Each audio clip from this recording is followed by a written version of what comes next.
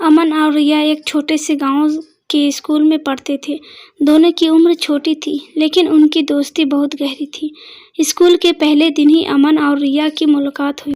धीरे धीरे उनकी दोस्ती इतनी गहरी हो गई कि दोनों एक दूसरे के बिना स्कूल जाने की सोच भी नहीं सकते थे। यह दोस्ती उनके दिलों में धीरे धीरे बचपन का सच्चा प्यार बन रही थी, जिसे वे दोनों समझ नहीं पा रहे थे। अमन और रिया की दोस्ती में मासूमियत के साथ शरारतें भी शामिल थीं। स्कूल के खेल के मैदान में दोनों मिलकर खूब मस्ती करते थे। कभी अमन रिया को चिढ़ाता तो कभी रिया अमन को, लेकिन इन शरारतों में उनका बचपन का मासूम प्यार साफ झलकता था। उन दिनों दोनों के बीच का यह रिश्ता इतना पवित्र था कि वे इसे प्यार मानने की जगह सिर्फ एक दोस्ती समझते थे। समय के साथ अमन और रिया के बीच की दोस्ती और गहरी होती गई, लेकिन अब यह दोस्ती सिर्फ दोस्ती तक सीमित नहीं रही। रिया को एहसास हुआ कि वह अमन के बिना अधूरी है। अमन के बिना उसका दिल उदास बीतता और उसे इस बात का एहसास हुआ कि यह कोई साधारण दोस्ती नहीं बल्कि बचपन का सच्चा प्यार है। लेकिन उसने इस बात को कभी जाहिर नहीं किया, क्योंकि उसे डर था कि कहीं उनकी दोस्ती खराब न हो जाए।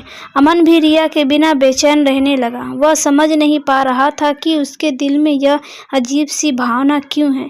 जब भी रिया उससे दूर होती, उसका दिल उदास हो जाता। धीरे धीरे अमन को भी यह समझ में आ गया कि उसके दिल में रिया के लिए बचपन का सच्चा प्यार है, लेकिन वह भी इसे अपने दिल में छिपाए रखता था, क्योंकि उसे भी डर था कि कहीं इस बात से रिया नाराज न हो जाए। अमन और रिया का स्कूल का समय उनकी जिंदगी का सबसे खास दौर था। दोनों एक दूसरे के साथ हर पल को जीते थे।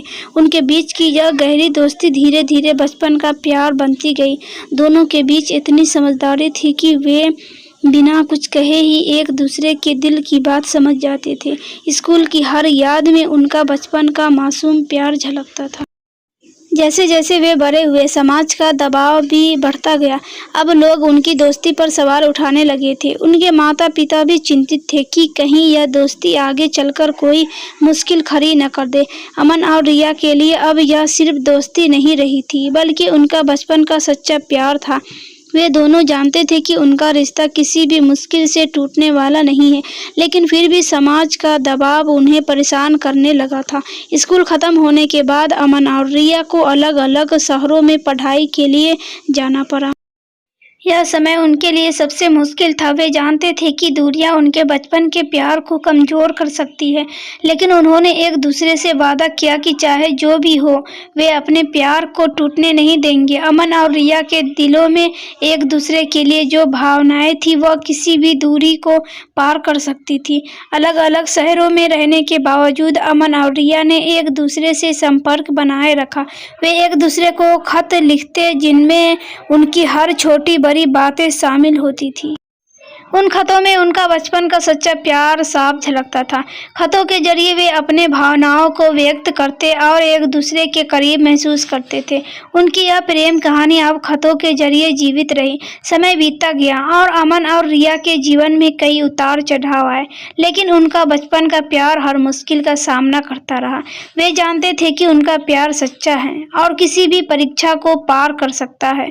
उन्होंने एक दूसरे से वादा किया था कि वे कभी भी एक दूसरे का साथ नहीं छोड़ेंगे, चाहे परिस्थितियां कैसे भी हों। कई सालों बाद जब अमन और रिया अपने अपने करियर में स्थिर हो चुके थे, वे फिर से एक दूसरे से मिले। यह मुलाकात उनके लिए बेहद खास थी, क्योंकि अब वे अपने बचपन के प्यार को खुलकर स्वीकार कर सकते थे।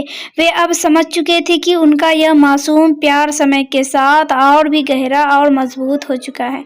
दोनों ने मिलकर अपने रिश्ते को एक नई शुरुआत दी और अब उनका यह बचपन का सच्चा प्यार जीवन भर साथ रहने का वादा बन चुका था। बचपन का प्यार वह अनमोल एहसास है जिसे हम कभी भूल नहीं सकते।